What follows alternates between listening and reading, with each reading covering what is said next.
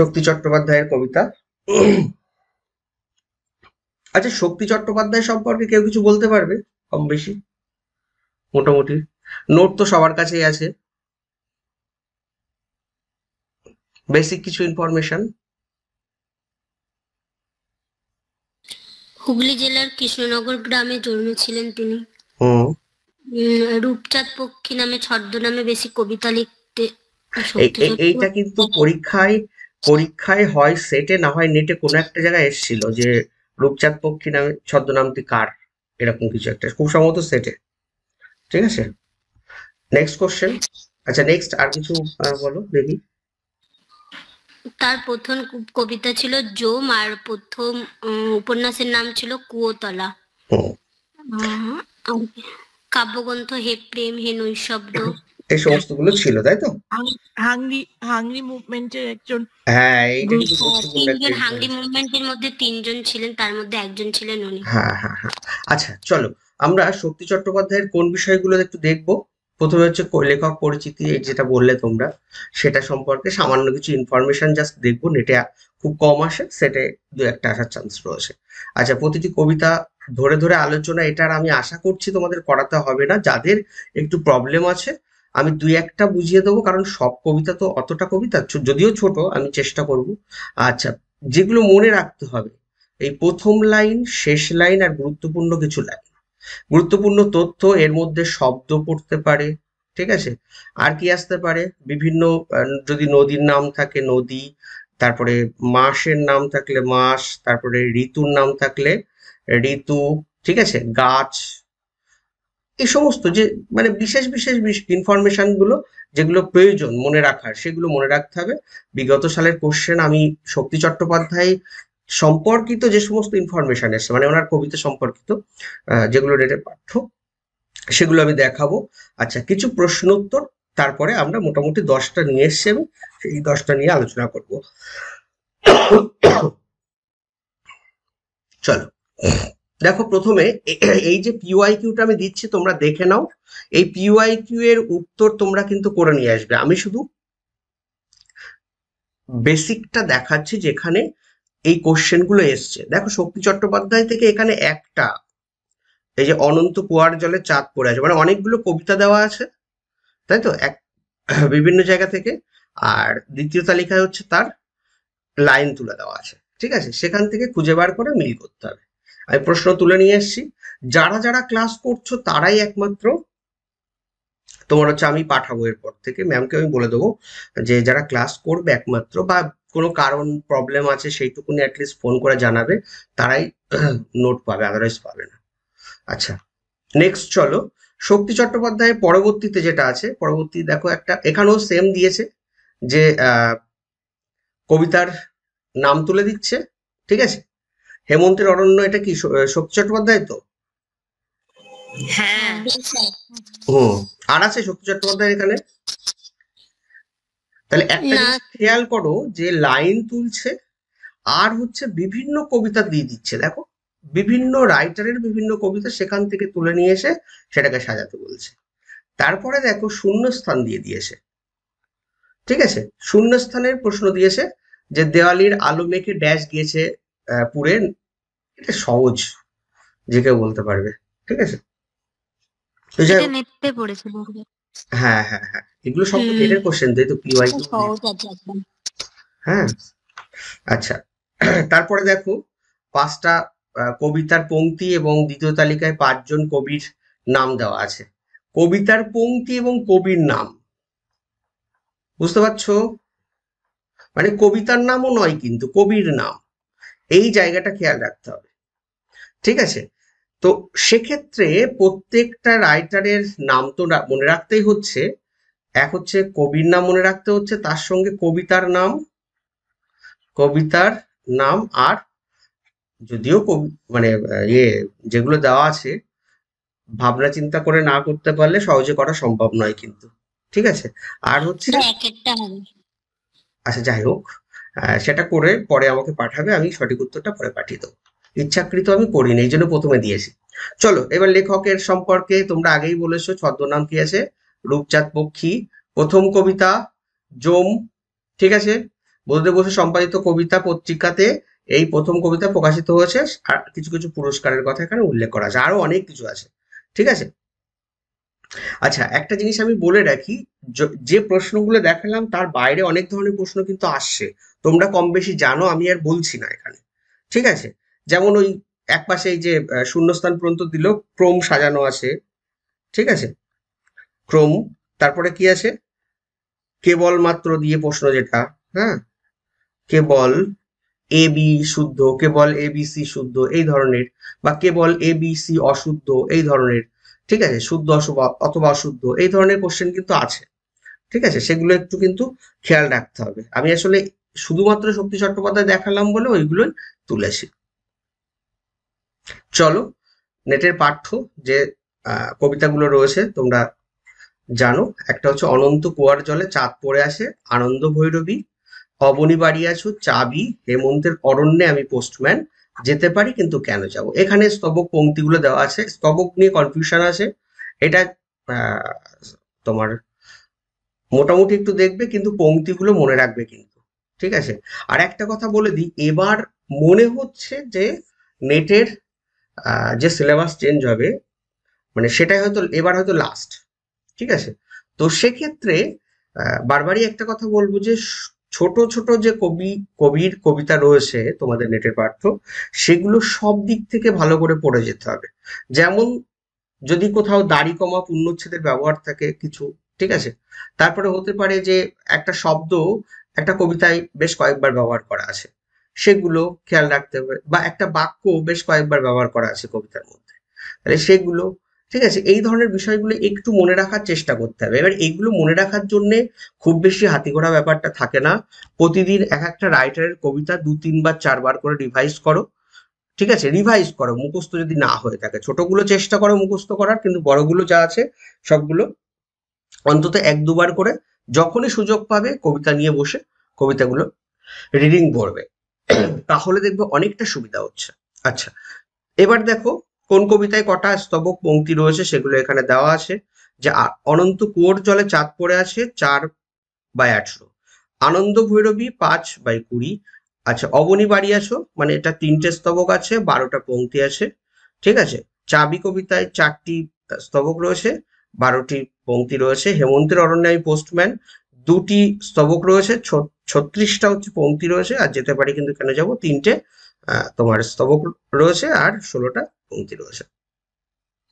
পত্রিকাগুলো মনে রাখাটা প্রয়োজন আছে, দিতে পারে, ঠিক আছে। কাব্যগ্রন্থ মোটামুটি তোমাদের মনে থাকবে, কারণ ধর্মেও আছো, জিরাফেও আছো, এইটার মধ্যে কটা কবিতা আছে, এটার মধ্যে 4টে কবিতা আছে, 4টে, তাই তো।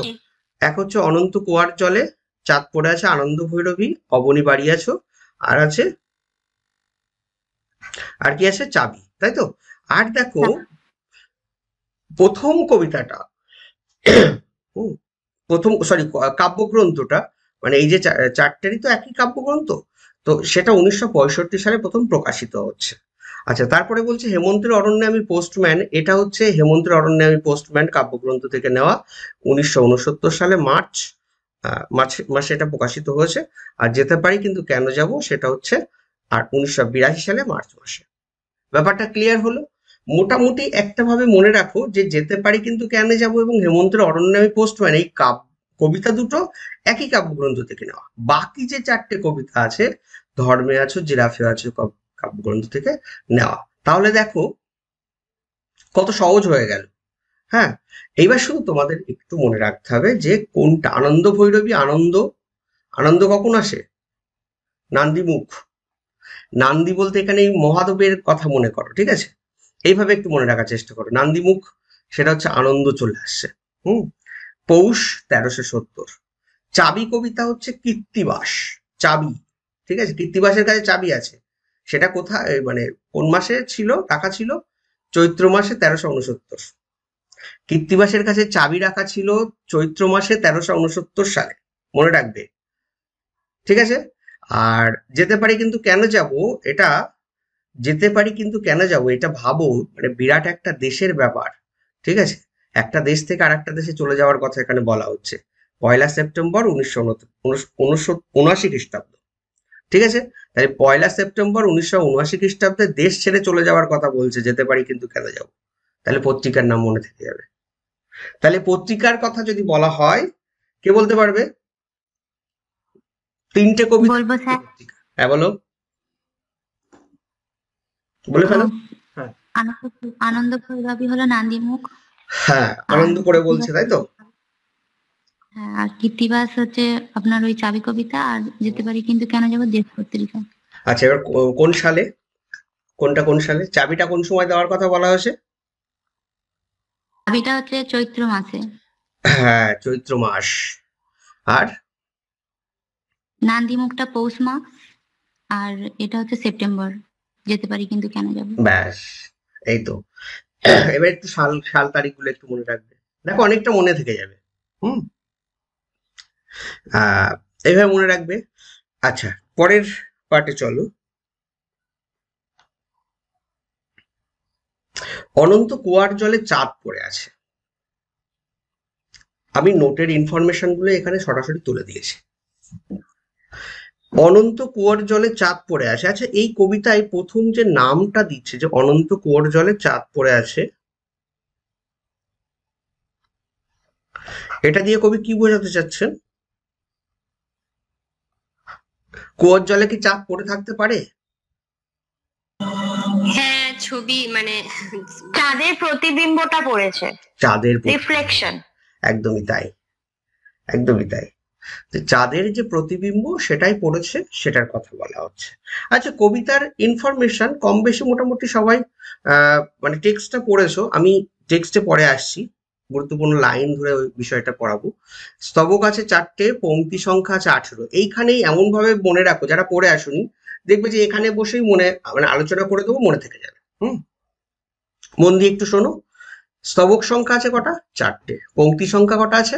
18টা। ঠিক আছে। কাব্যগ্রন্থে ধর্মে আছো, জিরাফেও আছো, কোন কাব্যগ্রন্থ আমরা আগেই পড়ে এসেছি।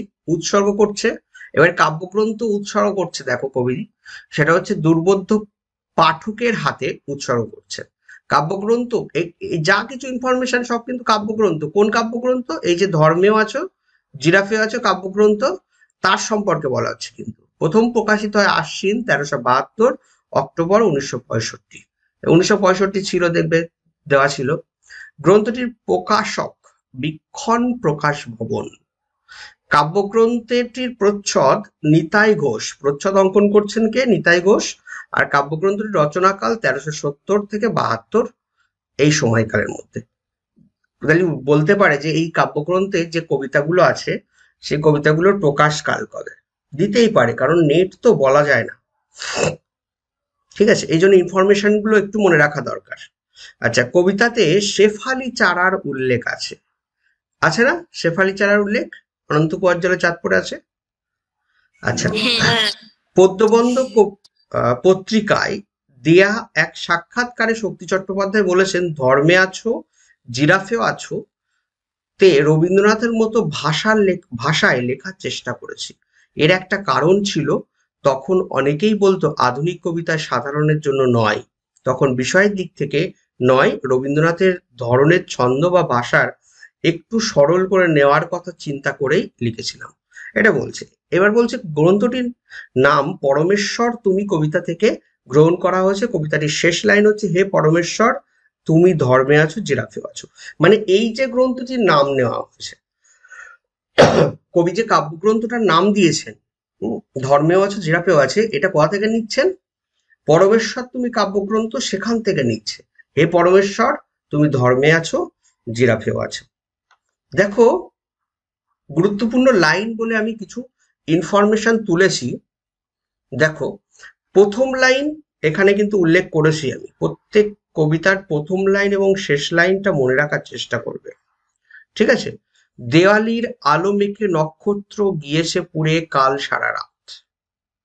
দেওয়ালির আলো মেখে, তাহলে এখানে দেওয়ালির উল্লেখ আছে, দেওয়ালির আলো তার উল্লেখ আছে। তারপরে কি বলছে? চরের বালিতে তাকে চিকি চিকি মাছের মতন মনে হয়। এই দেখো, এই যে মাছের মতন, কোন অলংকার? উপমা। লুপ্ত উপমা অলংকার, তাই তো? লক্ষ্য করতে হবে। আচ্ছা, তাহলে দেখো এখানে এই যে মাছের মতন শব্দটা দেওয়া আছে, তাহলে অলংকারের কথা এখানে উঠে আসছে, তাই না? তাহলে প্রশ্ন করতে পারে যে কি বলে, অনন্ত কুয়ার জলে চাঁদ পড়ে আছে কবিতার উল্লেখিত একটি অলংকার হলো বলে 4টে পাঠ দিয়ে দিল। চিকি চিকি মাছের মতন, পাখা খসা শব্দ আসে কানে, নক্ষত্রে তামাম উইল। দেখো এই শব্দগুলো দেখো, আমি এই যে মানে করে দিচ্ছি, তলায় দাগ দেওয়া বা চৌকো করে দিচ্ছি, পাতা খসা শব্দ, ঠিক আছে? তারপরে বলছে নক্ষত্রে তামাম উইল, তোমাকে নিয়ে যাব আমি নক্ষত্র খামারে নবান্নের দিন। দ্বিতীয় স্তবকে দুবার আছে, এটা দেখো উল্লেখ করা আছে এখানে। এইগুলো একটু খেয়াল রাখতে হবে। পর্দাগুলি নিয়ে যাব শেফালির চারা। দেখো পর্দাগুলি নিয়ে যাব শেফালির চারা, গোলাবাড়ি থেকে কিছু দূরে, গোলাবাড়ির উল্লেখ আছে, কিছু দূরে রবে সূর্যমুখী পাড়া। যদি কোনোদিন পৃথিবীর কিশলয়ে বেসে থাকো ভালো, যদি কোনো আন্তরিক পর্যটনে জানালার আলো, ভুলে যেও নাকো তুমি আমাদের উঠোনের কাছে অনন্ত কুয়ার জলে চাঁদ পড়ে আছে। আচ্ছা, এখানে তেমন কিছু বোঝানোর নেই, বোঝানোর জায়গা থাকলে আমি তখন বলবো। আর তোমাদের যদি কারোর বোঝার কোথাও সমস্যা থেকে থাকে, সেক্ষেত্রে আমাকে বলবে যে স্যার এইখানটা বা এই কবিতাটা বুঝিয়ে দিন, আমি বুঝিয়ে দেবো, ঠিক আছে? আর বলছিলাম এটা আন্তরিক না আণবিক হবে? কোনটা যদি বলতো? কোনো আন্তরিক, যদি কোনো আন্তরিক আচ্ছা, ওটা পর্যটনে না স্ক্যান করে আণবিক? নেওয়া তো, একটু দেখে নিও যে আণবিক আমার আছে। আণবিক আছে তো, আমি তাই জিজ্ঞাসা করে নিচ্ছি যে এটা আচ্ছা ঠিক আচ্ছা আচ্ছা কোনটা। আমি আচ্ছা, অন্যরা জানো আমি আসলে স্ক্যান করে সরাসরি বসিয়েছি তো। যদি কোনো আন্তরিক আছে, আমার বই আন্তরিক আছে। আচ্ছা আমি যেখান থেকে লিখেছিলাম ওখানে কিন্তু আণবিক আছে। আচ্ছা, বেশ, আমি একবার দেখে আমিও আণবিক দেখি তো। ঠিক আছে, আমি দেখে নেবো একবার বই, ঠিক আছে? তুমি বই দেখেছিলে তাই তো, শতাব্দী? শুনতে না, বই না, সরি পিডিএফ স্যার। আচ্ছা আচ্ছা, ওই পিডিএফ এর ওখানে, হ্যাঁ ঠিক আছে, আমি একবার দেখে নেবো। আমি আন্তরিক আছে। স্যার গুগলেও আন্তরিক আছে, আমি গুগল থেকে দেখছিলাম।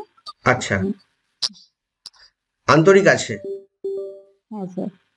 আচ্ছা, তাহলে এই জায়গায় আন্তরিক দেখো তাহলে। মানেটা আণবিক মানে বসালে কি মানেটা যদি কোনো বলছে যদি কোনো পৃথিবীর কিশলয়ে বেসে থাকো ভালো, যদি কোনো আন্তরিক পর্যটনে জানালার আলো, আণবিক পর্যটনে জানালার আলো। আমার না এই কবিতাটা পুরোটা পড়তে হবে 1-2 বার, ঠিক আছে? মানে এই একটা শব্দ এক জায়গায়। এবার আমিও না, আমারও মনে আছে যখন নোটটা তৈরি করছিলাম, প্রথমে কোথাও আণবিক পেয়েছিলাম, তারপরে চেঞ্জ করার কোন একটা অথেন্টিক বই দেখে আন্তরিক করেছিলাম, আমার মনে আসছে যেটা। এই নোটটা আমি এডিট করেছিলাম, ঠিক আছে? একটু আমাদের নোটটা একটু দেখে নিও তো, যে নোটটা দেওয়া আছে। আমার মনে হচ্ছে আমি বোধহয় খুব সম্ভবত, আমি তবু আরেকবার দেখবো বলেছে যখন, হ্যাঁ, তারপরে আমি এটা বলে দেবো। কারণ এখানে বলছে দেখো, যদি কোনো পৃথিবীর কিশলয়ে বেসে থাকো বা আলো, যদি কোনো আন্তরিক পর্যটনে জানালার আলো। এবার আন্তরিক পর্যটন শব্দটা কেমন মনে হচ্ছে, আবার আণবিক পর্যটন শব্দটাও কেমন একটা, ঠিক আছে? মানে দুটো নোটসে আন্তরিকই আছে। নোটসে বেশ, ঠিক আছে, আন্তরিকই আছে। আচ্ছা আচ্ছা, ঠিক আছে, আমি তো আর 1-2 বার আমি চেক করে দেখে দেবো, ঠিক আছে? আচ্ছা, আসলে একাধিক সংস্করণ বেরিয়েছে কবিতাটার, বুঝলে তো, যার জন্য এটা চলে আসছে। আচ্ছা, এরপরে আনন্দ ভৈরবী কবিতা দেখো। আমি কবিতাগুলোর ইনফরমেশন গুলোকে আবার একটুখানি বলছি। ধর্মে আছো জিরাফেও আছো, এটা হচ্ছে পৌষ 1370 নান্দিমুখ পত্রিকা, ঠিক আছে? নান্দিমুখ পত্রিকায় প্রকাশিত হয়েছিল, একটু আগে আমরা পড়লাম। কবিতার স্তবক সংখ্যা কটা আছে? 5টা, আর 20টা পংক্তি আছে। প্রতিটা স্তবকে 4টি করে চরণ আছে। এইবার উল্টো দিক থেকে এরকম প্রশ্ন আসতে পারে, ঠিক আছে, যে 4টি করে চরণ আছে, শক্তি চট্টোপাধ্যায়ের নেটের পাঠ্য কোন কবিতা থেকে নেওয়া, মানে কোন কবিতায়, বলে 4টে কবিতার নাম দিয়ে দিল, ঠিক আছে? মানে এরা যা প্রশ্ন দেওয়া শুরু করেছে, এতে বিশ্বাস করা অসম্ভব, ঠিক আছে? তার জন্য একটু চেষ্টা করো মনে রাখার। হ্যাঁ, আচ্ছা, কবিতাটিতে 20টি চরণ আছে। আচ্ছা, আনন্দ ভৈরবী কথাটি দুটি স্তবকে ব্যবহৃত হয়েছে, প্রথম স্তবকে একবার আর পঞ্চম স্তবকে একবার। প্রথম স্তবকে একবার আছে আর পঞ্চম স্তবকে, ঠিক আছে। প্রথম স্তবক আর শেষ স্তবক একই, তার জন্য এই ব্যাপারটা আসছে। দেখো, প্রথম স্তবক এবং পঞ্চম স্তবকে একদম পুরো একই রয়েছে, তার জন্য এটা আসছে। আচ্ছা, কবিতায় আষাঢ় মাসের বর্ষার প্রসঙ্গ রয়েছে। কোন মাসের? আষাঢ় মাসের। গুরুত্বপূর্ণ, দেখো এইখানে একটা জিনিস আমি একটু তুলে দেখানোর চেষ্টা করেছি, যে আষাঢ় শেষের বেলা, মানে গুরুত্বপূর্ণ বেশ কিছু শব্দ বা বলতে পারো যে বাক্য আষাঢ় মাসের শেষ বেলার উল্লেখ আছে, বর্ষা পীড়িত ফুলের উল্লেখ আছে, তারপর আনন্দ ভৈরবী শব্দের উল্লেখ তো আছে, মোহনবাসী, বটের মূল, কোদাল, ঠিক আছে। তাহলে বলতে পারে যে শক্তি চট্টোপাধ্যায়ের কবিতায় চাষের কাজের সঙ্গে যুক্ত একটি যন্ত্রের নাম দেওয়া আছে। সেটি কোন কবিতায়? ডাইরেক্ট এমন বলতে পারে, অথবা আনন্দ ভৈরবী কবিতায় উল্লেখিত বলে এবার ওই চাষের যন্ত্র ব্যবহৃত বা চাষের জন্য ব্যবহৃত যন্ত্রের উল্লেখ আছে, সেই যন্ত্রটির নাম কি বলে এই কোদাল আরো অন্যান্য বিষয় তুলে দিল, ঠিক আছে। তারপর লাল মোরগের ঝুঁটি আছে, বামমুঠি, রাজধানী, হৃদয়পুর, আনকু সমুদ্র, এইরকম কিছু শব্দ তোমরা মনে রাখার চেষ্টা করবে, তাহলে বুঝতে পারবে যে কোন কবিতায় কোনটা আছে, কোন কবিতার জন্য কোনটা উল্লেখ হয়েছে। তারপরে দেখো, এখানেও সেরকম ভাবে কিছু তুলেছি, যে আজ সেই ঘরে এলায়ে পড়েছে ছবি। এই কবিতাটা মুখস্থ আছে কার? আমার আছে। বলো দেখি। আমারও আছে। আচ্ছা, বেশ, একজন বলো। আজ সেই ঘরে এলায় পড়েছে ছবি, এমন ছিল না আষাঢ় শেষের বেলা উদ্যানে ছিল বরষা পীড়িত ফুল, আনন্দ ভৈরবী। আজ সেই ঘটে আসে না রাখাল ছেলে, কাঁদে না মোহনবাসীতে বটের বুল, এখনো বরষা কদালে মেঘের ফাঁকে বিদ্যুৎ লেখা মেলে, সে কি জানিত না এমনই দুঃসময় লাভ মেরে ধরে লাল মোরগের ছুটি, সে কি জানিত না হৃদয়ের অপচয় কিপনের বামমুটি, সে কি জানিত না যত বড় রাজধানী তত বিখ্যাত নয় এই হৃদয়পুর, সে কি জানিত না আমি তারে যত জানি আনক্ষ সমুদ্র। আজ সেই ঘরে এলায় পড়েছে ছবি, এমন ছিল না আষাঢ় শেষের বেলা উদ্যানে ছিল বরষা পীড়িত ফুল, আনন্দ ভৈরবী। বেশ, যদিও এখানে সামনে রাখা ছিল। আচ্ছা, একটা জিনিস আমাকে বলো তো, গোঠে শব্দের অর্থ কি? গোঠে মানে কি মাঠে স্যার? মাঠে বা রাখাল যেখানে গরু চড়াতে যায়। হ্যাঁ, রাখাল যেখানে গরু চড়াতে যায়, ঠিক আছে। বেশ, দেখবে কবিতাগুলো ছোট ছোট আছে, হ্যাঁ, এক দুবার একটু মন দিয়ে পড়লে সহজ। বলছে আজ সেই ঘরে এলায়ে পড়েছে ছবি, কোনো একটা ঘরের উদ্দেশ্যে কবি স্মৃতিচারণা করছেন, তখন তার এই কথাগুলো মনে আসে। দেখো, সমস্তটাই যেন পাস্টের মানে পুনরায়, কি বলে ওটাকে, মাথার মধ্যে ঘুরছে আর কি, যে পুনরায় ভাবনা চিন্তা চলে আসছে, ঠিক আছে, সেইগুলোর কথা চলে আসছে। এবং বলছে যে আজ সেই ঘরে এলায়ে পড়েছে ছবি, এমন ছিল না আষাঢ় শেষের বেলা উদ্যানে ছিল বর্ষা পীড়িত ফুল, আনন্দ ভৈরবী। আনন্দ ভৈরবী কথার অর্থ কি তাহলে? আনন্দ মানে যেখানে কি থাকে? একটা রাগ, তো গানের একটা বেশ, রাগ। রাগ। আনন্দ ভৈরবীকে তুমি রাগ হিসাবে তুলছো, তাই তো? আর কেউ? গানে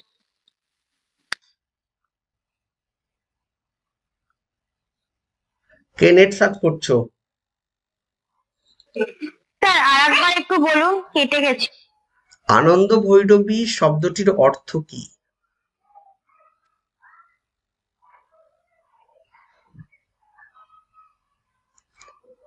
এবারে আমার প্রশ্ন হচ্ছে, ওই একটা প্রশ্ন, নেক্সট প্রশ্ন হচ্ছে, কবিতায় কবি যে লাইনগুলোর কথা বলছেন সেখানে কি এই যে রাগের কথা তুমি বললে, কি বলে, শতাব্দী, এই রাগের সঙ্গে কোনো কি মিল রয়েছে? না, রাগের সাথে এইখানে কোনো মিল নেই, কিন্তু একটা তাহলে এই কবিতা নামটা আছে, কেন? 25শে বৈশাখ কবিতা আছে না, 25শে বৈশাখ, হ্যাঁ 25শে বৈশাখ কবিতায় কিন্তু আনন্দ ভৈরবী রাগ ওটার সাথে মিল পাওয়া যাচ্ছে। আচ্ছা, এখানের সঙ্গে ওটার কি কোনো মিল আছে?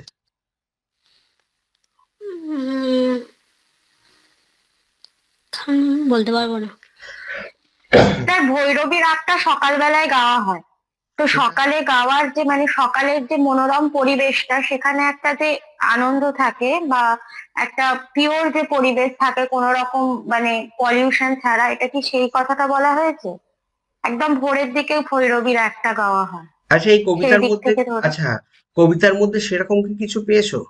ধরো এই লাইনগুলো সমস্তটাই তো এই কবিতা আছে।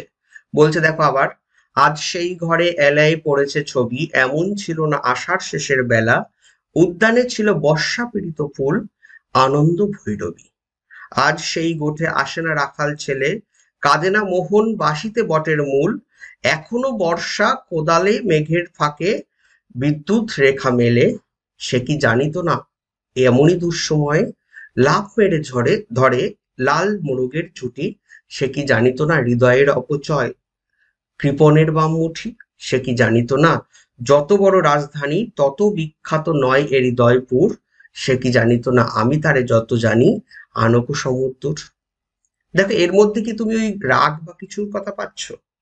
স্যার এখানে তো ওটা মানে ওটা কাউকে উদ্দেশ্য করে স্মৃতিচারণা বা কোনো হ্যাঁ, একটা স্যার। ঘটনা বলছে, এরকম একটা ব্যাপার বোঝাচ্ছে। হুম, একদমই তাই। ঘটনা সমস্ত কিছু একদম, দেখো আমি ওই জন্য বললাম না যে অতীতের কিছু বিষয় চলে আসছে, সামনে উঠে আসছে, সেটার মধ্যে দিয়ে কবি সেই অতীত জীবনের যে স্মৃতি সেটা ফিরে পাচ্ছেন আসলে, ঠিক আছে? এবং সেখানে তার এই আনন্দ ভৈরবী নাম রাখার মধ্যে আসলে সেই সেই সময়ের, আমরা এরকম করি না কখনো যে সেই সময়ে এই ছিল ওটা ছিল, হয় কখনো দুঃখ, না হয় একটা আনন্দ মুহূর্ত ফুটে ওঠে, ঠিক আছে? তো সমগ্রটা মিলিয়ে মিশিয়ে কবি আসলে এটাকে একটা গানের সমতুল্য করে তুলেছেন, যার জন্য এটার নাম আনন্দ অথচ ভৈরবী, ঠিক আছে?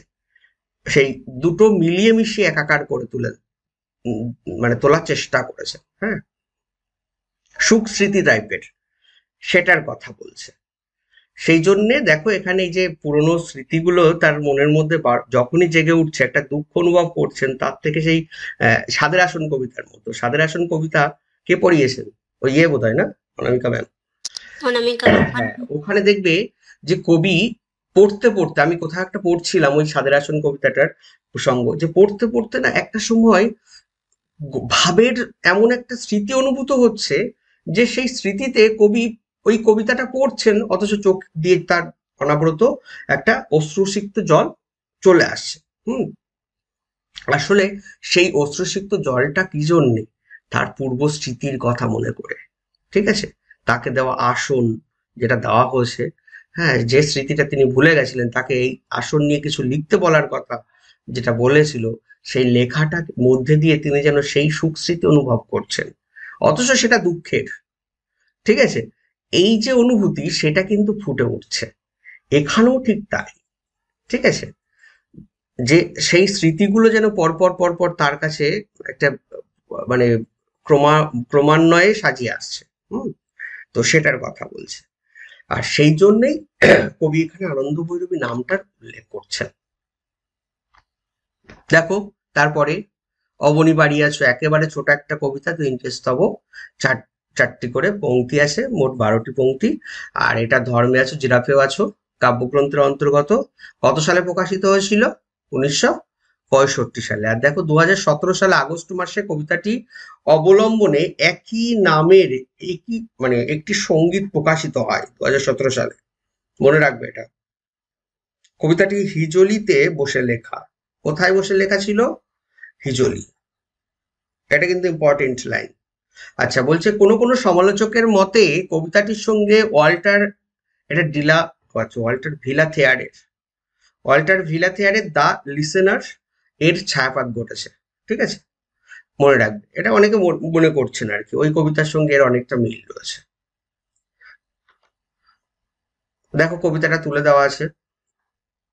দুয়ার এটে ঘুমিয়ে আছে পাড়া, কেবলই শুনি রাতের কড়া নাড়া, অবনী বাড়ি আছো? বৃষ্টি পড়ে এখানে 12 মাস, এখানে মেঘ গাভীর মতো চড়ে, পরামুখ সবুজ নালি ঘাস, দুয়ার চেপে ধরে, অবনী বাড়ি আছো?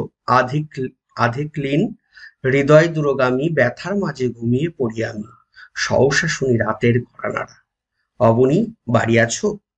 আচ্ছা, এই কবিতার মধ্যে দিয়ে কবি কি বোঝাতে চেয়েছেন? কেউ যদি একটু বলতে পারো, এই অবনীটা কে আসলে? মানুষের বিবেক। মানুষের বিবেক বা অন্তর্চেতনা, ঠিক আছে, তাকে কবি জাগাতে বলছেন। এটা না আসলে আধুনিক কবিতা বিভিন্নভাবে বিশ্লেষণ করা যায়, আর এটা এরকম ভাবে আমরা বিশ্লেষণ করতে পারি যেখানে সরাসরি বলছে যে আমাদের মনের মধ্যে যে বিবেকটা, সেটাকে তো আমরা আটকে দিয়ে রেখে দিয়েছি, সেটাকে নাড়া দিতে বলছেন কবি। আর কেবলই যেন বা সেখানে একটা নাড়া অনুভব করছেন। আসলে মানুষের তো তিনটে মনের অস্তিত্বের কথা বলেছেন সিগমুন্ড ফ্রয়েড, তোমরা নিশ্চয়ই জানো। মনোবিকলনবাদ বলে একটা পাঠ আছে, সেখানে মানে সরাসরি তিনি বলছেন যে আমাদের মনকে তিনটে ভাগ করা হয়, conscious mind, subconscious mind, unconscious mind. ঠিক আছে, কনসাস মাইন্ড সবসময় সচেতন ভালো কাজ করার পক্ষপাতী, কিন্তু তোমার আনকনসাস মাইন্ড, এই সাবকনসাস মাইন্ড আবার একটু তার বিপরীত। আর আনকনসাস মাইন্ড সে কি করে, রাত্রে যখন তুমি ঘুমিয়ে থেকে দেখছো যে কোনো একজন সিনেমার নায়ককে তোমার পছন্দ বা নায়িকাকে তোমার পছন্দ, তুমি দেখলে ঘুমের ঘরে আমি তাদেরকে দেখতে পাচ্ছি, তাদের সঙ্গে আমি গান করছি বা অ্যাক্টিং করছি, এরকম কিছু ব্যাপার চলে আসতে পারে। তো আনকনসাস মাইন্ড সেই ঘুমন্ত অবস্থায় সেইগুলোকে যে তুলে নিয়ে আসে সেটা করে, এবং বেশ কিছু খারাপ কাজও করায়। তারপরে বলে আমি তো বাবা জানি না তুমি করেছো কেন, ঠিক আছে, তখন আবার কনসাস মাইন্ড কাজ করতে থাকে। এই যে মনের মধ্যে মানে ঘোড়া আঁকিয়ে দেওয়ার মতো আর কি, ঠিক আছে, একদম নিচে থাকে তোমার হচ্ছে আনকনসিয়াস মাইন্ড, সাবকনসিয়াস মাইন্ড, তারপরে হচ্ছে কনসিয়াস মাইন্ড, এরকম ভাগ থাকে আর কি, ঠিক আছে। যাই হোক, তো এরকম যে বিষয় সেগুলোর কথা আর কি বলছে, আমাদের চেতনাকে জাগিয়ে তোলার কথা বলছেন কবি এখানে।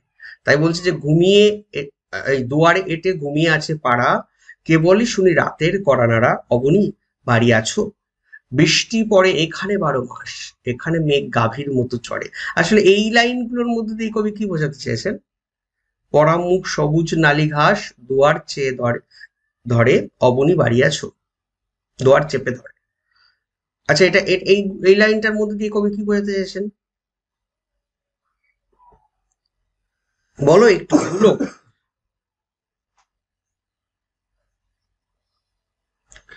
ভুল হোক তাতে অসুবিধা নেই, বলো। সবাই বোধহয় শীতে ঘুমিয়ে পড়েছে।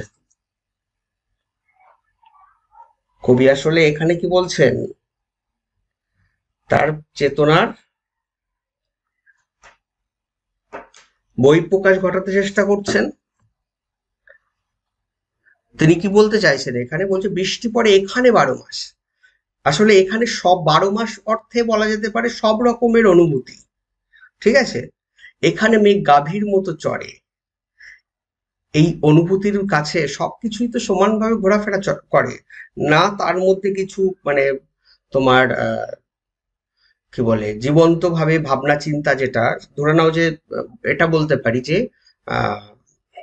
তোমার আমাদের মনের মধ্যে কিছু ওই যে বললাম যে চাওয়া পাওয়া কামনা বাসনা সব রকম ষড়রিপুর যে ভাবধারা আর কি, সেটা কিন্তু এখানে কি করে দাপিয়ে বেড়ায়, ঠিক আছে। যখন যার চাহিদা বেড়ে ওঠে সে তখন বেশি করে প্রকাশিত হয়, ঠিক আছে।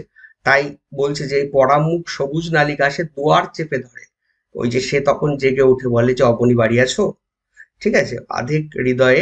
আধেক ক্লিন হৃদয়ে দূরগামী, ব্যথার মাঝে ঘুমিয়ে পড়ি আমি, সহসা শুনি রাতের করানা।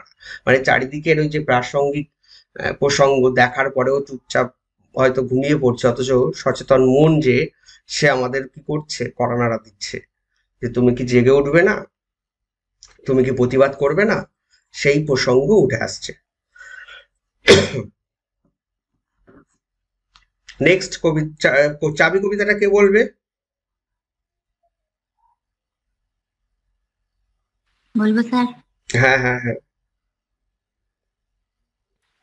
আমার কাছে এখনো পড়ে আছে তোমার প্রিয় হারিয়ে যা চাবি, কেমন করে তরঙ্গ আজ হলো, থুতনি পরে তিল তো তোমার আছে, এখন অমন নতুন দেশে যাবি, চিঠি তোমায় হঠাৎ লিখতে হলো, চাবি তোমার পরম যত্নের কাছে রেখেছিলাম, আজই সময় হলো, লিখিও উহা ফেরত চাহ কিনা, অবান্তর শীতের ভেতর আছে তোমার মুখ অশ্রু ঝলক হলো, হুম, লিখিব উহা ফেরত চাহ কিনা। হ্যাঁ, বেশ। আচ্ছা, বাকিগুলো দেখো, এখানে তো ইনফরমেশন যা আছে কম বেশি নোটেও দেওয়া আছে। যে কবিতাটি প্রকাশিত হয় কৃত্তিবাস পত্রিকায় 1369 খ্রিস্টাব্দে। মোট 5টি জিজ্ঞাসা চিহ্ন, এই যে যেমন দিয়েছি দেখো। ছোট কবিতা মানে তার কোন দিক থেকে প্রশ্ন আসবে তার ঠিক নেই। তারপরে দাঁড়িয়ে আছে একটা। কাব্যগ্রন্থ ধর্মেও আছে, জিরাফেও আছে। ঠিক আছে, কবিতাটা এখানে তুলে দেওয়া ছিল। আচ্ছা, হেমন্তের অরণ্যে আমি পোস্টম্যান কবিতাটা, কাব্যগ্রন্থটি প্রথম প্রকাশকাল ফাল্গুন 1375, মার্চ 1969 খ্রিস্টাব্দে। প্রকাশক অরুণা প্রকাশনী, পরিবেশক হচ্ছে সিগনেট বুক শপ। আচ্ছা, প্রচ্ছদ হচ্ছে পৃথ্বীশ গঙ্গোপাধ্যায়। নামপত্রে কবির নাম তার হস্তাক্ষরে মুদ্রিত। উৎসর্গ সুধেন্দু মল্লিক বন্দুপরেশু। কবিতার স্তবক সংখ্যা 2টি আছে, পংক্তি 36টি। দেখো, এখানেও কিছু গুরুত্বপূর্ণ শব্দ আমি তুলে দিয়েছি।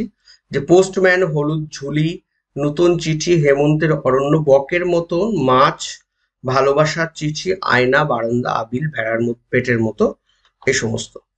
আচ্ছা, এখানেও প্রথম লাইন শেষ লাইন মনে রাখার চেষ্টা করতে হবে। আর এছাড়া বেশ কিছু লাইন এখানে উল্লেখ করা আছে। ছোট কবিতা, বারে বারে পড়ো, তাহলে সুবিধা হবে। ঠিক আছে, আমি আর এটা পড়ছি না, আমরা ডাইরেক্ট কোশ্চেনে চলে যাবো।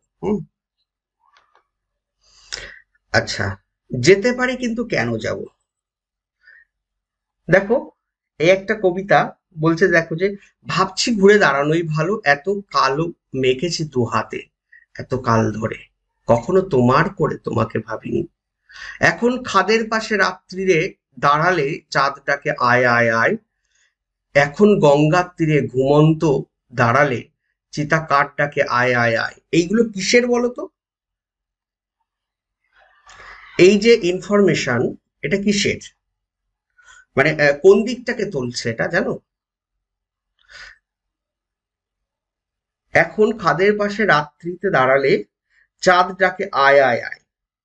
রাত্রি যেহেতু অন্ধকার, এখানে চাঁদের উপমা দিয়ে আলো জাগানোর কথাটা বলছে। হ্যাঁ, আর উপমা, শ্মশান ঘুমিয়ে যায় তো চিতা কাঠ ডাকছে আয় আয়, মানে ওই বিবেক যে ঘুমিয়ে গেছে সেটাকে জাগাচ্ছে বা আলোকিত করার প্রসঙ্গটাই বলছে আমাদের মনের মধ্যে। মানে বেশিরভাগ কবিতা দেখবে যে ওনার এই সমস্ত বিষয়গুলোকে তোলা, মানে মানুষের চেতনাকে জাগানো, এই সমস্ত বিষয়গুলো বেশি করে উল্লেখিত আছে। তারপরে দেখো বলছে, যেতে পারি যে কোনো দিকেই আমি চলে যেতে পারি, কিন্তু কেন যাব। সন্তানের মুখ ধরে একটি চুমা খাবো, যাব কিন্তু এখনই যাব না, তোমাদেরও সঙ্গে নিয়ে যাব, একাকি যাব না অসময়ে। ঠিক আছে, কবিতাগুলো পড়বে, এত সুন্দর কবিতা না, পড়তে ইচ্ছে করবে, বারে বারে পড়লে নতুন নতুন দিক খুলে যাবে। দেখো কি বলছে কবিতার মধ্যে, যেতে পারি কিন্তু কেন যাব। আচ্ছা, কাব্যগ্রন্থ এটা, প্রকাশকাল 1882 খ্রিস্টাব্দ, মার্চ মাস, আনন্দ পাবলিশার্স প্রকাশক হচ্ছে। আচ্ছা, উৎসর্গ হচ্ছে ম্যাডাম আর সুবোধকে, কবিবন্ধু সুবোধ দাস এবং তার স্ত্রী হচ্ছে শিপ্রা, তাকে আর কি করছে, শিপ্রা দাস। আচ্ছা, কবিতার সংখ্যা আছে এখানে 53টি। গ্রন্থটির জন্য শক্তি চট্টোপাধ্যায় 1983 সালে একাডেমি পুরস্কার পান।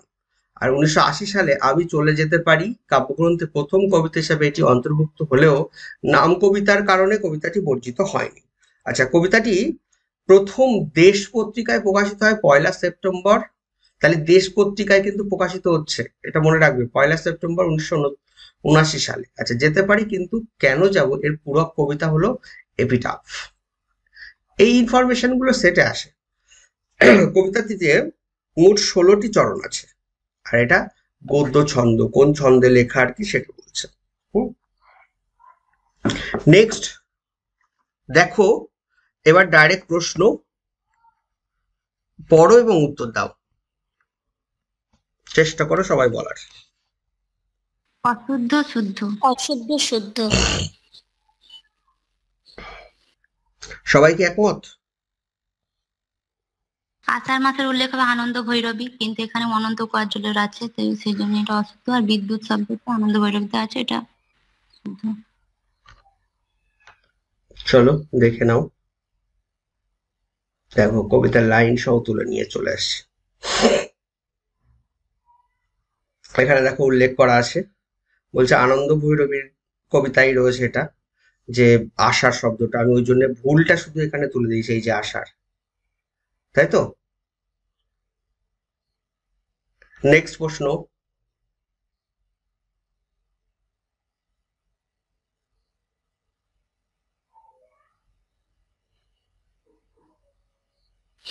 লাস্টেরটা A5B3C 5 B3 C2 D4 E1।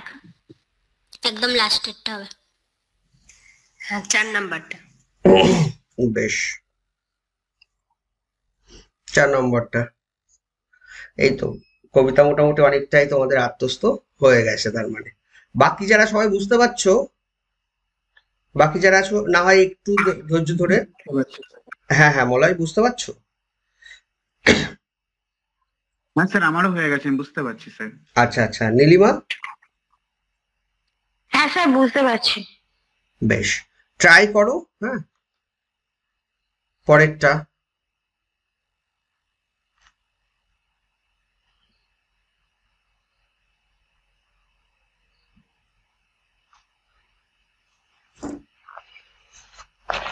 দুটোই অশুদ্ধ, দুটোই অশুদ্ধ হবে এটা। অশুদ্ধ অশুদ্ধ।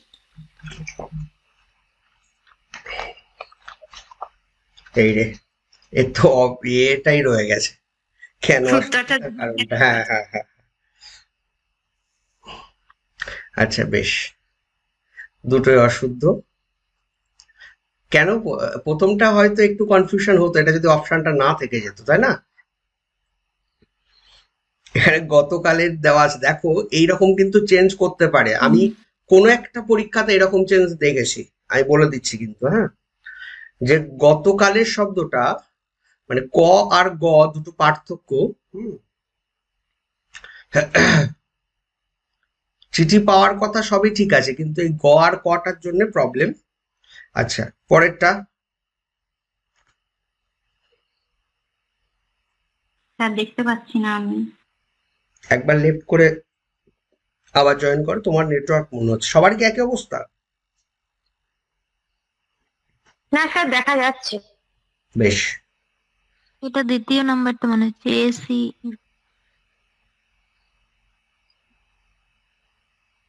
ACBDE মনে হচ্ছে নয়, কনফার্ম বলতে হবে সুস্মিতা।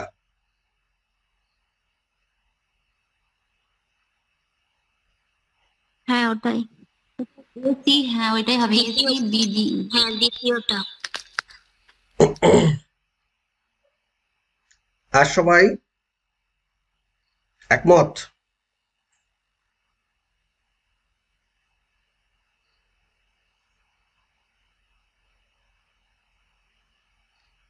চলো দেখে নি, মেলাও এবার খুঁজে বার করে করে। এ হচ্ছে কতকালের পুরানো চিঠি কুড়িয়ে পেয়েছে। দেখো কতকালে পুরানো চিঠি কুড়িয়ে পেয়েছে, এই যে তারপরের লাইন কি বলছে, সি এমন অসম্ভব রহস্যপূর্ণ সতর্ক ব্যস্ততা ওদের। তাহলে কতকালের এটা, ওই প্রথম স্তবকেই দুটো আছে আর কি লাইন। এই যে অসম্ভব রহস্যপূর্ণ সতর্ক ব্যস্ততা ওদের। তারপরে কি বলছে, বিটা, বি হারিয়ে যেতে থাকে, এই যে হারিয়ে যেতে থাকে 3 নম্বর দেখো। তারপরে কি বলছে, ডি ফেলে দিচ্ছি পোস্টম্যানের হাতে। এখানে কোথাও একটা ছিল, ফেলে দিচ্ছি, এই যে ফেলে দিচ্ছি পোস্টম্যানের হাতে, ভেসে যাচ্ছি বস্তুত জ্যোৎস্নায়, ভেসে যাচ্ছি বস্তুত জ্যোৎস্নায়, এই যে শেষ লাইন একেবারে। দেখেছো? তাহলে এবার লাইনগুলো খুঁজে বার করতে সহজ হয়ে যাবে। ঠিক আছে, পরের কোশ্চেন।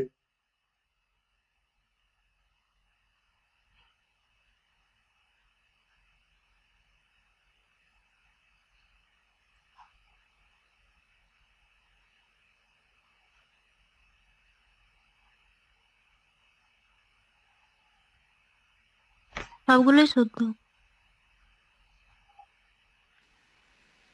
শুদ্ধ গয়েরটা। আচ্ছা, গয়েরটা তাই তো?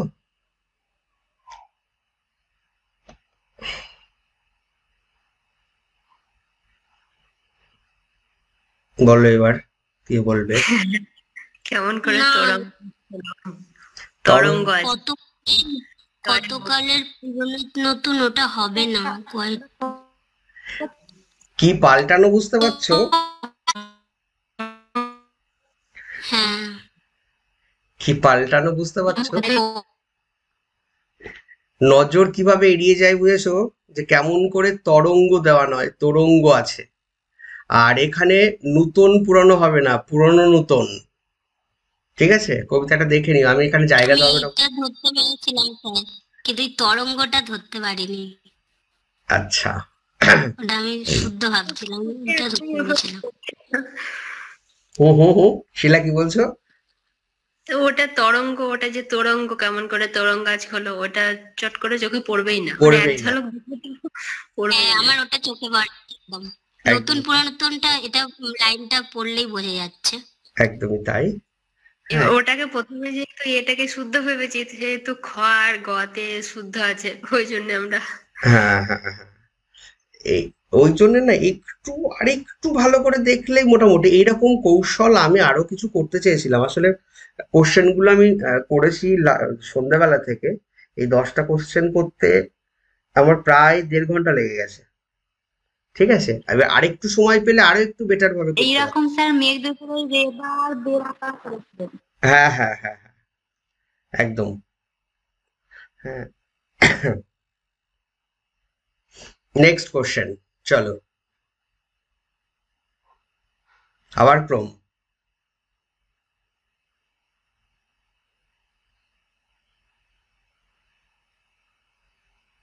ই ডি দিয়ে ওই শুরু ই হবে। ডি বি সি এ। হ্যাঁ, ডি 3 নাম্বারটা। 3 নাম্বারটা। বেশ, দেখে নাও, 3 নম্বরটাই হবে। এবার দেখে নাও, সামনে কোশ্চেনের তুলে দিয়েছি। কি আছে বলছো? অনন্ত কুয়ার জলে, প্রথমে বলছে দেখে যেতে চেয়ে থাকো। কোথায় আছে খুঁজে বার করো। ওই তো যদি কোনো 3 নম্বর স্তবকের যেখানে জানালা জানালার আলো ওর পরের লোক। কোথায় নিয়ে যাচ্ছে তোমরা, একজন বলো, আর ওই একবার তো বলো। স্যার, যদি কোনো জানালার আলো আছে। ছেলে দেখে থাকো ভালো ওখানে। শেষের থেকে 4 লাইনটা। 3 নম্বর স্তবকে স্যার। ও, কোথায় চলে যাচ্ছে? ও, আমি উল্টো দিক থেকে দেখছি না। সারা রাত ধরে তার, এইটা আগে হবে তাই তো। সারা রাত ধরে তাল পাকা খসা শব্দ কানে আসে। তাহলে এই সারা রাত ধরে আমি আসলে ভাবছি এক আর করছে এক। আচ্ছা, তারপরে উলট পালট হয়ে পড়ে যায় আমার বাগানে। উলট পালট হয়ে পড়ে যায় আমার বাগানে। তারপরে কিছু দূরে রবে সূর্যমুখী পাড়া। সূর্যমুখী পাড়া, এই যে কিছু দূরে পরে রবে। আচ্ছা, তারপরেটা কি বলছে? পর্দা গুলো নিয়ে যাব। তাহলে পর্দাগুলো নিয়ে যাব কোথায় আছে? পাড়ার আগেই আছে, শেফালির চারার আগে। হুম হুম, ও হ্যাঁ, পর্দাগুলি নিয়ে যাবো শেফালির চারা। শেফালির চারা। আচ্ছা, আর এটা কি আছে? দেখে যেতে চেয়ে 3 নম্বরে তাই তো।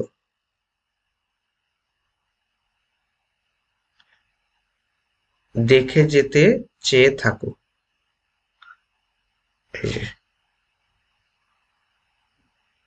ঠিক আছে, আচ্ছা নেক্সট চলো।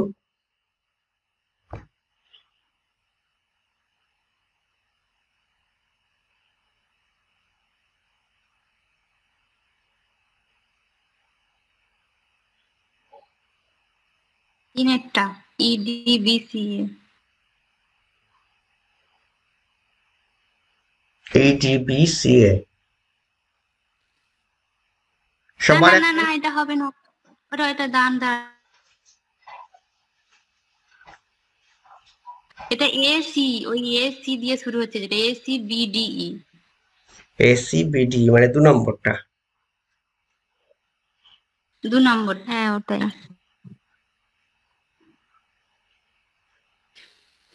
এটাই তো আগে হবে, এলায় পড়েছে ছবি। না না, ওটা ওটা পরের লাইনে আছে তো, দ্বিতীয় স্তবক হিসাবে ধরেছে, যেহেতু আজ গোঠেরটা দিয়ে শুরু হচ্ছে তো। আজ সেই ঘরে এলায় পড়েছে ছবি, এইটা কি ধরবো স্যার? এমন ছিল না আসার শেষের বেলা। আজ সেই ঘরে এলায়ে পড়েছে ছবি, এলায়ে পড়েছে থেকে দিয়েছে, আজ সেই ওটা এলাইটা দেয়নি। যদি আগে ধরি তাহলে এটাই তো আগে হচ্ছে। না হ্যাঁ। যদি না, ধরি ওটা তো তাহলে দ্বিতীয় স্তবক, মানে সবার শেষ স্তবকটা আছে না, দুটো স্তবক একই রকম ওইভাবে এই দিয়েছে। হিসাবে ধরলে এ তো মানে লাস্টে হবে না, তারপরে তো বিদ্যুৎ রেখা, কৃপণের বামমুঠি ওগুলো পরে পড়ছে না, তো সেই হিসাবে তো দ্বিতীয়টাই সঠিক হবে। চলো আমরা দেখে নিই। প্রথম আর শেষ স্তবকটা একই। হ্যাঁ স্যার এটা দ্বিতীয়টাই হবে, কারণ ওই বিদ্যুৎ রেখা, কৃপণের বামমুঠি পরের লাইনে আসছে তো। আসে না?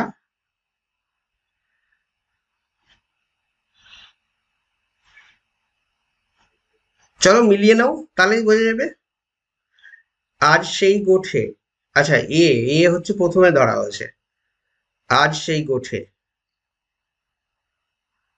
তারপরেরটা বি, বিদ্যুৎ রেখা মেলে। হবে তো, এ বি কেন হবে স্যার? আগে গোঠে আসছে তো, হ্যাঁ হ্যাঁ, তারপরে তো বিদ্যুৎ রেখা। কি বলছো? দাঁড়াও একটুখানি আমরা মিলিয়ে দেখি। এ সি হবে, আগে গোঠে আসছে তো, তারপরে তো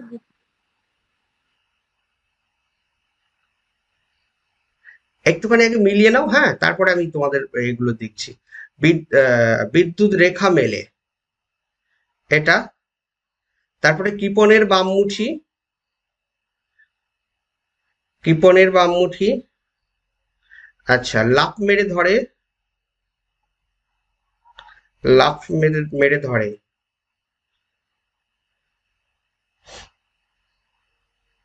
লাফ মেরে ধরে কোথায় যেন ছিল, এই যে লাফ মেরে ধরে। তারপরে এলায় পড়েছে ছবি, এলায় পড়েছে ছবি। তাহলে স্যার লাভ মেরেটা তো আগে হবে, তা কৃপণেরটা কি করে আগে হয়ে গেল? দাঁড়াও দাঁড়াও একটুখানি দাঁড়াও, মানে এটা হচ্ছে 1 নম্বর, তারপরে কোনটা হচ্ছে আজ সেই গোঠে, এটা হচ্ছে 2 নম্বর। তখন আসছে না তো, এ ই এ চলে, মানে আপনার অপশনটা নেই, সেই অপশনটা। পরে ওইটাকে আগে আনতে হবে, তারপরে হ্যাঁ, ওই ওটাই বলছি, বামমুখী। মানে আপনার অপশনটা নেই এখানটায়। হ্যাঁ নেই, নেই। কিন্তু স্যার আপনি যেটা দিয়েছেন মানে এটা তো সিকোয়েন্স অনুযায়ী হচ্ছে, তাহলে পরে যখন এলায় পড়ছে ছবিটা, আমি যখন আমি ওই কথা এখানে অপশনের, স্যার বলছি এখানে যখন অপশনের মধ্যে ওটা নেই, তখন তো আমাকে এলায় পড়েছে ছবিটা ওইটা শেষেই ধরেই ধরতে নিতে হবে। হবে, আমি এটাই বলছি, হ্যাঁ, আমি আসলে এটা দেখাতে চাচ্ছি শেষেই যে নিতে হবে, তোমরা কেননা ধরতে এটা চাইছো। সিকোয়েন্স অনুযায়ী মেলাতে হবে, তখন হুম তখন হুম তো এটা হুম শেষেই আসবে। হুম হুম হুম হুম। আমি এটাই বলতে চাইছি যে যখন অপশানে থাকবে না, তুমি ওইটা ধরে যখন নিয়ে আসবে, এখানে তো অপশান নেই। যদি অপশানে থাকতো ওইরকম ভাবে, তখন তুমি তোমার ওটা দিতে পারতে। শতাব্দী, বুঝতে পারছো হ্যাঁ স্যার। আমার কথাটা? বোঝা গেছে? যদি হ্যাঁ অপশানে হ্যাঁ। থাকতো, আমি ওই জন্য তোমার অনুযায়ী প্রথমে আমি এটা দেখাতে চাইছি যে এলায় পড়েছে, যেহেতু এখানে একটা আছে, তুমি সেই হিসাবে এটাকে প্রথমে ধরছো, এই জন্য 1। তারপরে আজ সেই গোঠে যদি 2 ধরো, তারপরেরটা হচ্ছে বিদ্যুৎ, মানে এটা 3 যাচ্ছে। তারপরেরটা লাফ মেরে ধরে, মানে এখানে এটা 4। আর কিপরের বামমুঠি এটা 5। তার মানে আলটিমেটলি ই, ই, তারপরে এ, তারপরে বি, সি, ডি। এবার এইটা অপশানে হ্যাঁ, আছে? এটা হতো। না না, এটা নেই। নেই, তাহলে তোমার অপশানে যেটা আছে সেটা ধরতে হবে। হ্যাঁ, বুঝতে পেরেছি স্যার, আমি লাইন অনুযায়ী মেলাতে যাচ্ছিলাম, হ্যাঁ তো হ্যাঁ সেটাই। হ্যাঁ হ্যাঁ হ্যাঁ, কিন্তু না, ঠিক আছে। এইটাই হচ্ছে মেন ব্যাপার। ওই জন্য লাইন, দুটো লাইন দুবার থাকতেই পারে, তোমার সিকোয়েন্সটা কি হচ্ছে আমি ওই জন্য দেখাতে চাইলাম যে আগে এটা দেখে নাও, তারপরে গিয়ে পুরো বিষয়টা তাহলে ক্লিয়ার হবে। পরের কোশ্চেন।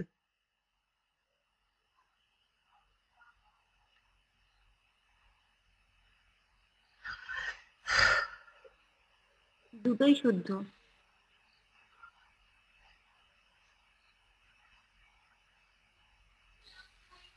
শুদ্ধ, অশুদ্ধ, অবনী কি 4 বার ব্যবহৃত হয়েছে?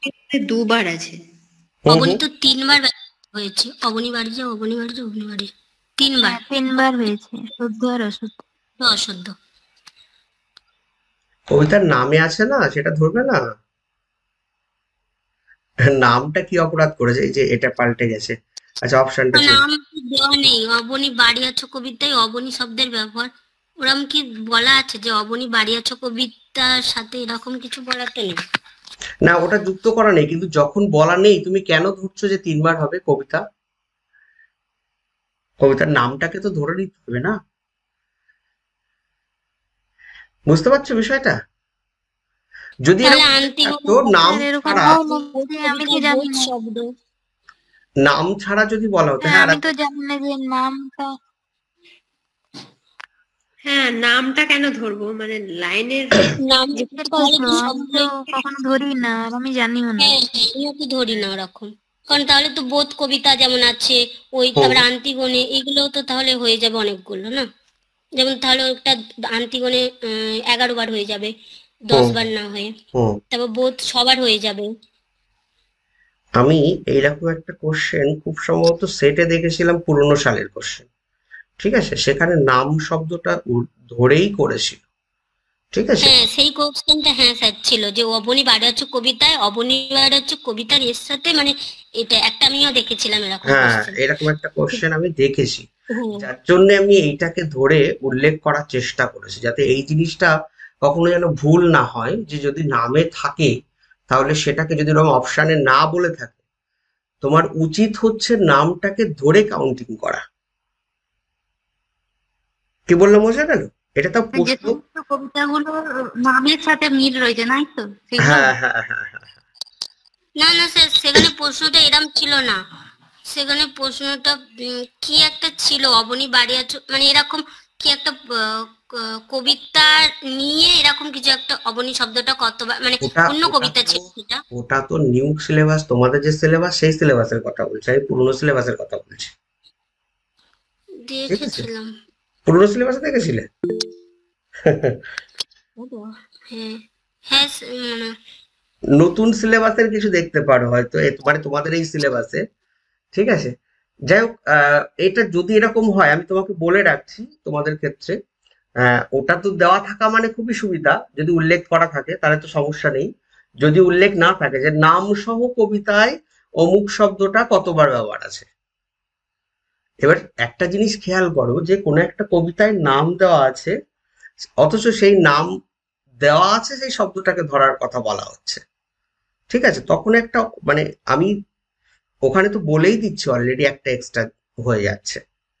ঠিক আছে, আমি এই জন্যই বলছি যে এটা উল্লেখ থাকতে পারে বা নাও থাকতে পারে, তোমরা খেয়াল করবে যে যখনই এরকম ব্যাপারটা থাকবে, ওইটা দিচ্ছে মানে কিছু একটা তো যোগসূত্র, কিছু একটা ব্যাপার রয়েছে, হয় আগের না হয় পরে, সবগুলো মিলিয়ে মিশিয়ে, না হলে দেবে কেন সহজ কোশ্চেন।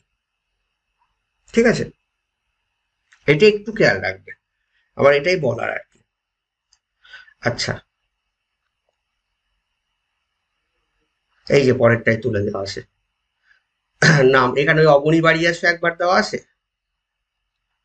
আচ্ছা, তারপরে আর একবার এই অবনী বাড়ি আছে, এখানে আর একবার অবনী, আর সঙ্গে নামটাকে, ঠিক আছে, নাম যোগ করে নিচ্ছে, নিয়ে 4বার করে দেওয়া আছে এখানে। আচ্ছা, পরের কোশ্চেন।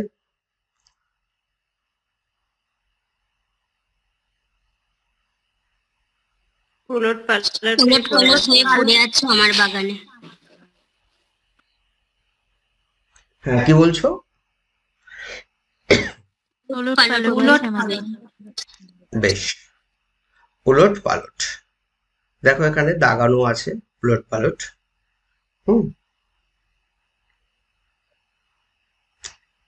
Last question. ওই হেমন্তের অরণ্যের পোস্টম্যান গুলি। হ্যাঁ, ওই হবে। ওই ওই হেমন্তের দ্বিতীয়টা, কোনটা? ও হর্ষই। দ্বিতীয়, হ্যাঁ, বুঝতে পারছি না, দ্বিতীয়টা হচ্ছে। আর কেউ একটা দুটো বলো। আমার কিন্তু মনে হচ্ছে তৃতীয়টা ও হর্ষই, ওইটা হবে। অহর্ষই, যেটা ওই ওই হেমন্তের অরণ্যের পোস্টম্যান গলি। হবে